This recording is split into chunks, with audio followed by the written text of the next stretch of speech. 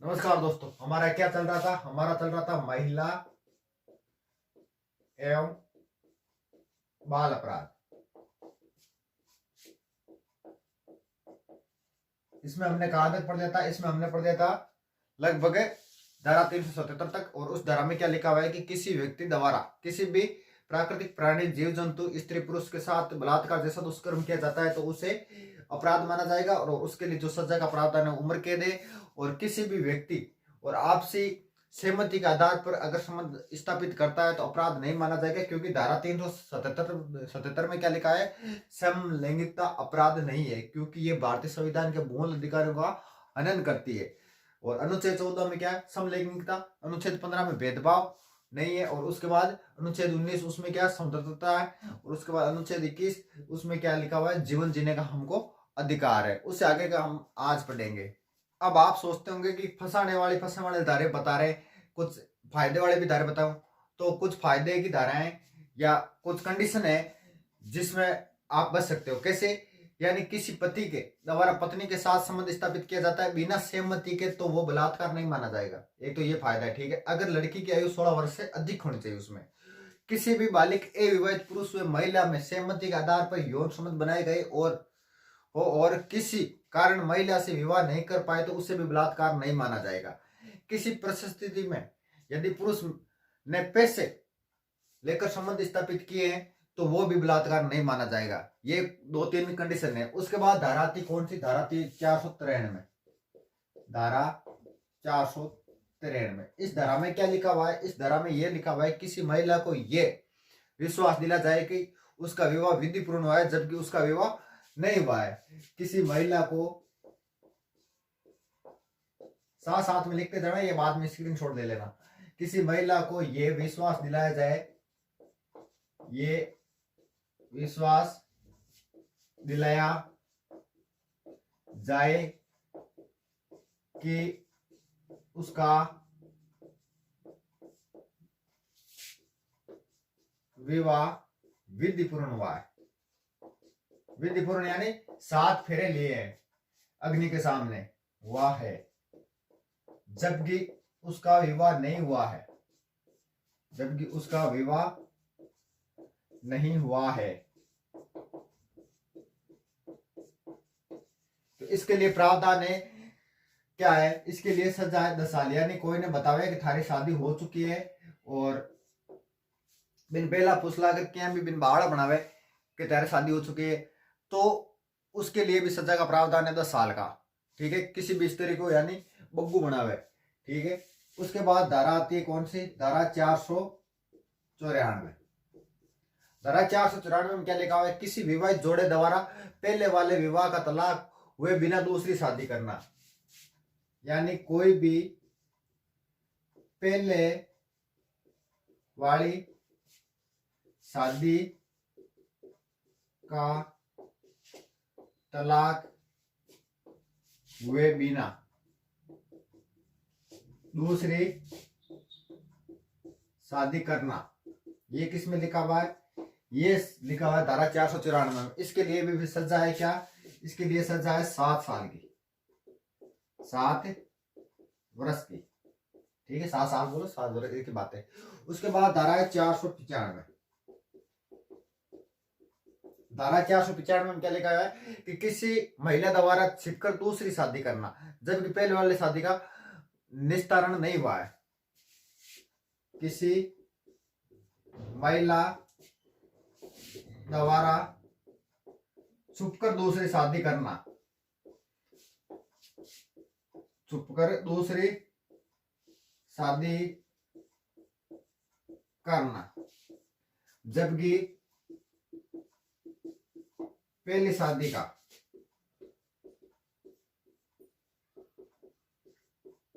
निस्तारण नहीं हुआ है। इसके लिए भी सजा का प्रावधान है। और इसके लिए जो सजा है, यानी इसमें क्या कहा गया है कि अगर आप छुपकर शादी करते हो और उसको बोलते हो कि हमारा तो पिछले शादी से कोई रिलेशन नहीं है, हम सब कुछ उसको कर चुके हैं, और उसके बाद छुपकर आप शादी करते हो और उसका पता अगर सरकार को चल जाए तो उसके लिए भी सजा का प्रावधान है। कितनी? 10 साल। यानी पहले वाला सिस्टम पहले खत्म होना चाहिए। उसके बाद धारा है 496। देखो धारा ही धारा है, इसमें क्या लिखा हुआ है, इसमें लिखा हुआ है छल पूर्वक या कपट पूर्वक विवाह करना। यानी कोई ने बेला पूछ ला के कि मैं तो पुलिस में हूं, छल पूर्वक या कपट पूर्वक, और वो क्या निकले, होमगार्ड में निकले, विवाद के माध्यम आ गया करे, छल पूर्वक या कपट पूर्वक शादी करना, इसके लिए भी प्रावधान है। यानी कोई लड़का बोल दे कि मैं तो पुलिस में हूं, और अगर वो होमगार्ड में हो तो भी वो केस कर सकती है कि मेरे को इसने पागल बनाया था। और या कई बार वर्दी पहने घूमे और कह दे मैं तो नौकरी करूं, और बाद में शादी कर ले, बाद में पता चले कि वो तो अपन पागल बनाया, तो भी वास्ते भी ये लागू है।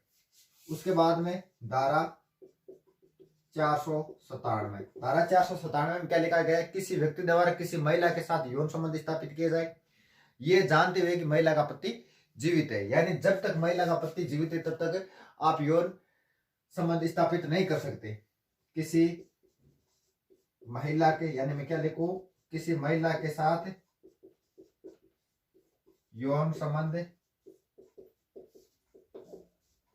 स्थापित किया जाए जबकि उसको पता है कि उसका पति जीवित है, तो इसके लिए भी सजा का प्रावधान है। और इसके लिए जो सजा है वो सजा रखी गई है कितनी, 7 साल। ठीक है, तो आप इसका स्क्रीनशॉट ले सकते हो, या तो आप इसको ऐसे उतार लो। तो उसमें क्या लिखा हुआ है कि ये लिखा हुआ है, कहां से शुरू किया था, 493 से जो शुरू किया था। 400, एक बार मैं फिर से बता रहा हूँ, किसी महिला को ये विश्वास दिलाया जाए कि उसका विवाह जो है वो विधिपूर्ण हुआ है जबकि उसका विवाह नहीं हुआ है। ठीक है, क्यों बिन के दे थारा फेरा विड़ा घर लिया हुए बेला फुसलार, और भी बाद में सजा कितनी है, 10 साल की है। विवाद के मान धारा 494 में लिखो, किसी विवाहित जोड़ा द्वारा पहले वाले शादी को तलाक नहीं हुआ है और दूसरा विवाह कर ले तो उसके लिए सजा 7 साल है। उसके बाद धारा 495 में उसमें यह लिखा गया है कि किसी महिला द्वारा छिपकर दूसरी शादी करना जबकि पहली शादी का कोई निस्तारण नहीं हुआ है, उसके लिए सजा का प्रावधान है कितनी, 10 साल। उसके बाद धारा 496 जिसमें छल पूर्वक कपट पूर्वक अगर विवाह करता है कोई तो उसके लिए 7 साल की सजा है। उसके बाद धारा 497 में उसमें यह लिखा गया है कि किसी व्यक्ति द्वारा किसी महिला के साथ यौन संबंध स्थापित किया जाए ये जानते हुए कि महिला का पति जीवित है, तो उसके लिए सजा कितनी है, 7 वर्ष की सजा है। आप स्क्रीनशॉट ले लो या फिर आप इसको लिख लो। ठीक है, चले आगे। उसके बाद धारा आती है कौन सी, 498।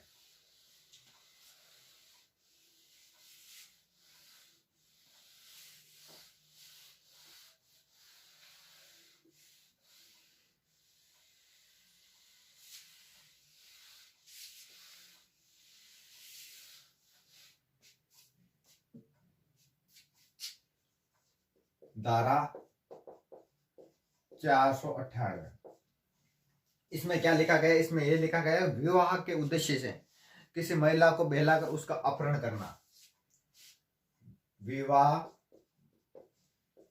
के उद्देश्य से महिला का अपहरण करना।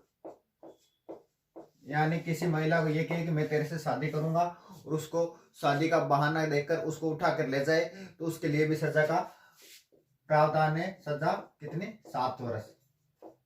ठीक है, कितनी है, 7 वर्ष, सॉरी इसमें 5 वर्ष है सजा।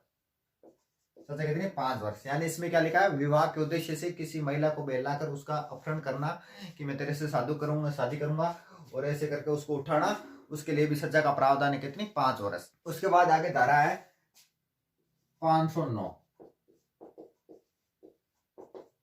509 में क्या लिखा है, किसी व्यक्ति द्वारा किसी महिला पर आपराधिक दृष्टि से किया गया हमला, यानी उसको कोई शारीरिक क्षति पहुंचाना, शारीरिक क्षति पहुंचाना।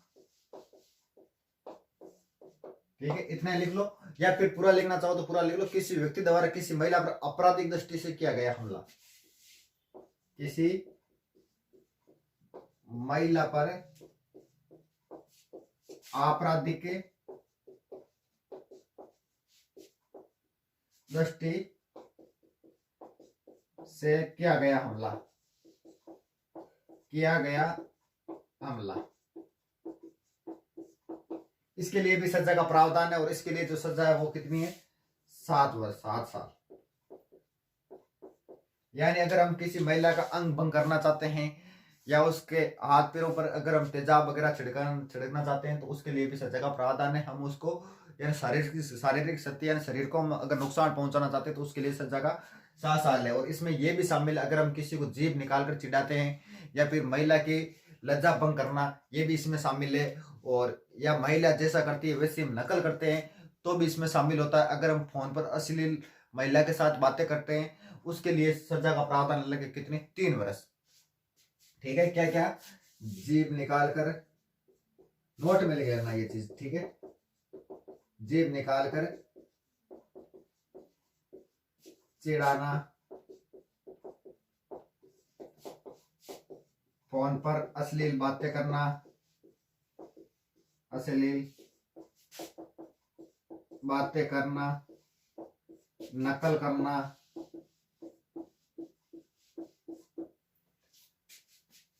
स्त्री की लज्जा भंग करना, स्त्री की लज्जा भंग करना, इसके लिए भी सजा का प्रावधान है। और इसके लिए सजा कितनी है, 3 वर्ष की है, अगर ये आप करते हो तो। ठीक है, गलत कमेंट करना उस पर, उसको देगा हंसना, उसकी नकल करना, उसको चिढ़ाना, ठीक है, अश्लील गलत बोलना, तो इसमें भी सजा का प्रावधान है। उसके बाद धारा है 302। धारा 302 में क्या लिखा हुआ है, किसी व्यक्ति द्वारा आपराधिक दृष्टि से किया गया हमला, ठीक है, और उसमें उस व्यक्ति की जान चली जाए, यानी कोई व्यक्ति आपराधिक दृष्टि से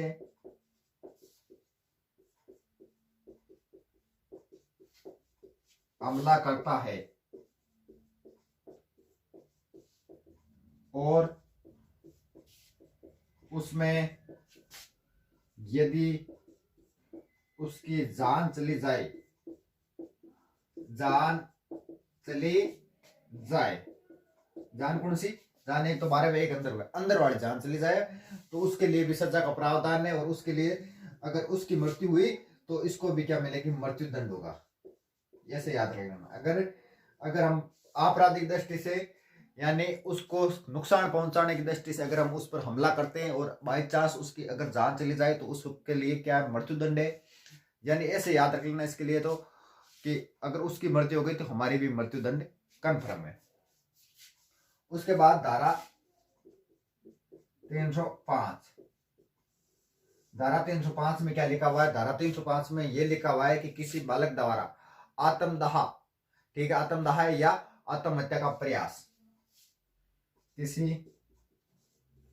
बालक द्वारा खुद की आत्महत्या करना या आत्मदाह, आत्मदाह या आत्महत्या करने का प्रयास, करने का प्रयास, इसके लिए भी सजा का प्रावधान है। अगर वो जीवित रह जाता है तो उसके लिए 7 साल की सजा है। क्यों है 7 साल की सजा, क्योंकि हमें जीवन जीने का अधिकार है, अनुच्छेद 21 के तहत। इस चीज का ध्यान रखना, हम मर नहीं सकते। ये कौन सी धारा है, 305 में, यदि कोई बालक मरने की सोच रहा है या फांसी खाने की सोच रहा है, अगर वो जीवित रह गया और ये हमने ये सूचना कहाँ दे दी, अगर हम थाने में दे दी या सरकार को दे दी, तो उसके लिए भी सजा का प्रावधान है कि उस जिंदा व्यक्ति को पकड़ा जाए और उसको सजा सुनाई जाए। क्योंकि हमें मरने का अधिकार नहीं है, हमें उसके अनुच्छेद 21 में क्या लिखा हुआ है, जीवन जीने का अधिकार लिखा हुआ है। ठीक है, तो आप इसका स्क्रीनशॉट ले लो या आप साथ साथ में उतारते चलो। ले लिया, चले आगे। ठीक है,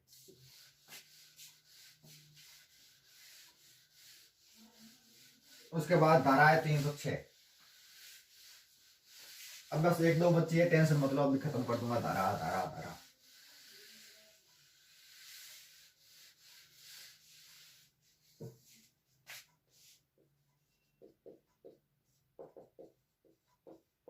धारा 306 में क्या लिखा हुआ है? धारा 306 में यह लिखा हुआ है कि अगर किसी व्यक्ति द्वारा आत्महत्या का प्रयास किया जाए तो उसके लिए सजा 10 साल की है। वो तो बालक की बताई थी, इसमें किसी व्यक्ति द्वारा आत्महत्या का प्रयास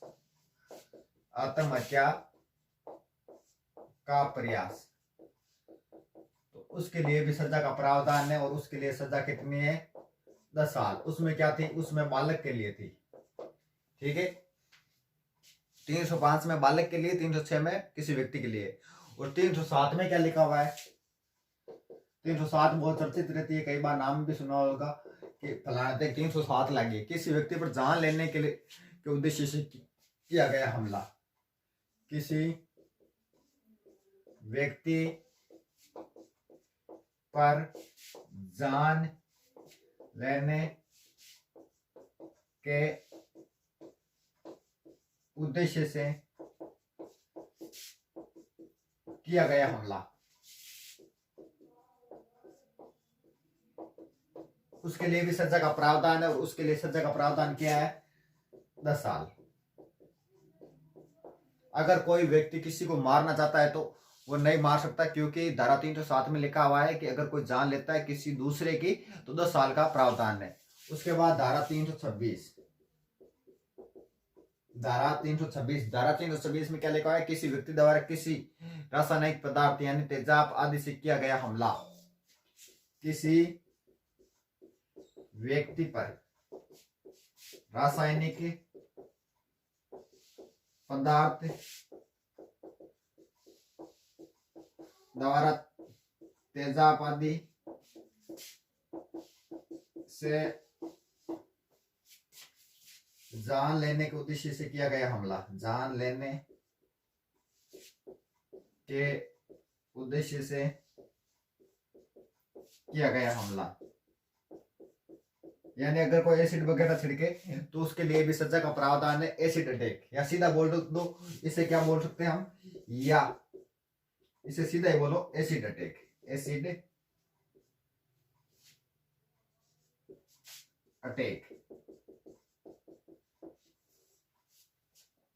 एसिड अटैक वो किसमें? धारा 326 में। या इसके लिए सजा कितनी है? सजा 10 साल। किसमें? एसिड अटैक में। उसके बाद धारा 326, आप इसका स्क्रीनशॉट ले लो या लिख लो, उसके बाद मैं आगे चलता हूं, इसको मिटाता हूं।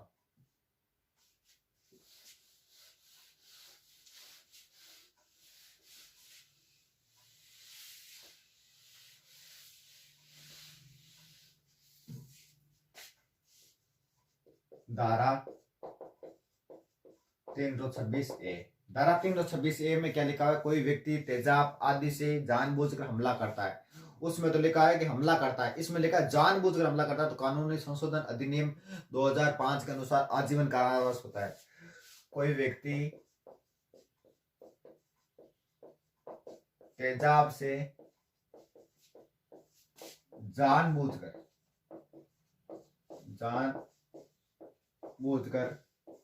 यदि हमला करता है तो संशोधन अधिनियम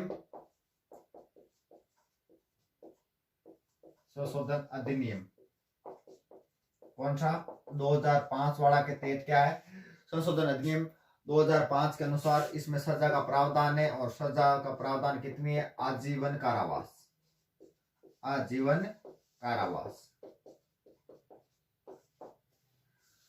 जानबूझकर उसको पता है कि हम अगर तेजाब छिड़कूंगा तो उसकी जान चली जाएगी, और फिर भी उस पर तेजाब छिड़क रहा है तो उसके लिए आजीवन कारावास है। और कौन सा अधिनियम? संशोधन अधिनियम 2005 के तहत, और आजीवन कारावास। उसके बाद धारा 326B में क्या लिखा हुआ है? धारा 326B में ये लिखा हुआ है, किसी व्यक्ति द्वारा तेजाब आदि से किया गया हमले का प्रयास, यानी कोई सोचे ही है तेजाब आदि से किया गया हमले का प्रयास, यानी कि अगर कोई सोचता है कि मैं उस पर तेजाब वगैरह छिड़क दूं, और इस बात का पता सरकार या प्रशासन को चली जाए और पुलिस को चली जाए कि वो सोच रहा है घर पर तेजाब रखिए और आज रात का प्लान बना रहा है तेजाब छिड़कने का, तो उसके लिए सजा का भी प्रावधान है। और न्यूनतम जो सजा का प्रावधान है वो कितना है, न्यूनतम तो है 3 वर्ष और अधिकतम कितना है, अधिकतम सजा का प्रावधान है 7 वर्ष। ठीक है, उसके बाद आगे धारा है कौन सी, धारा 367। इस धारा 367 में क्या लेगा, किसी व्यक्ति द्वारा इस उद्देश्य से शिशु का अपहरण किया जाता है कि उसका शारीरिक अंगों को चुराया जाए। यदि कोई, इसमें ये लिख लो, क्या लिखूं, हाँ, यदि कोई शिशु, बालक नहीं, शिशु का अपहरण करता है, अपहरण करता है और उसका उद्देश्य उस शिशु के शारीरिक अंग चुराना है, यानी कोई सोचे किडनी भेज दूं, हाथ भेज दूं, आंख भेज दूं, अंग चुराना है, तो उसके लिए सजा का प्रावधान है। और उसके लिए सजा का जो प्रावधान है वो क्या है, इसके लिए सजा क्या है, 5 वर्ष। सजा क्या है, 5 वर्ष। ठीक है, तो ये हो गई कुछ महिलाओं से जुड़ी हुई या बच्चों से जुड़ी हुई, दोनों से बोल सकते हैं कि ये कुछ धाराएं थी जो मैंने आपको बता दी। उसके बाद में जो बच्चों के लिए ऑनलाइन पोर्टल है वो हम अलग से पढ़ेंगे, बच्चों जैसे खोया पाया है, स्वयं ऐप है, विद्या लक्ष्मी ऐप है। ठीक है, उसके बाद हिंदू विवाह अधिनियम है, ये कुछ अधिनियम एक्ट वगैरह ये भी पढ़ेंगे। ठीक है, सती प्रथा पर रोक क्यों लगी थी, आगे भी बच्चों से जुड़ी कई धाराएं, ये धारा भी हम पढ़ेंगे, पॉक्सो एक्ट भी पढ़ेंगे। तो आज के लिए इतने, आगे हम पढ़ेंगे नेक्स्ट क्लास में। ठीक है।